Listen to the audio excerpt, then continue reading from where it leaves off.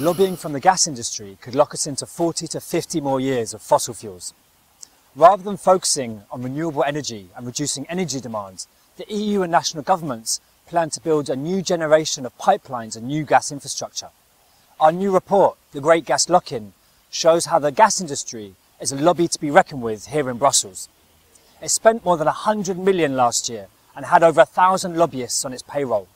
By comparison, public interest groups trying to stop new gas infrastructure manage just 3% of industry spending. So what should the money go on? A large chunk is spent on PR companies, hired to convince us that gas is a clean fossil fuel. But there's no such thing. So-called natural gas is a greenhouse gas more than 100 times worse for the climate than carbon dioxide. And when industry drills and transports gas, huge amounts are released into the atmosphere. It's actually just as bad for the climate as coal, if not worse. Millions have also been spent by the gas lobby on buying access. In the last 3 years, it's had 460 meetings with the two commissioners in charge of climate and energy who work in this building. So is it worth it spending all that money? For the gas industry, definitely, when you consider what it gets back.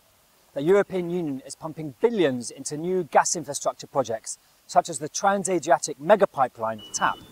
BP, one of the corporations behind TAP, wanted to bring Azerbaijani gas to Italy via Greece and Albania. However, communities being impacted up and down the pipeline are fighting back. Worryingly, those who oppose it in Azerbaijan have already been chucked in jail on trumped-up charges.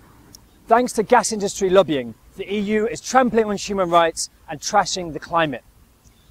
As it stands, it's never going to keep the commitments it made 2 years ago at the UN climate talks, despite every year seeing deadlier and deadlier hurricanes and forest fires. If we're serious about protecting human rights and the climate, then the gas lobby and all big polluters need to be kept as far away from climate policy as possible. That means kicking them out of the UN talks, out of Brussels and out of our national capitals.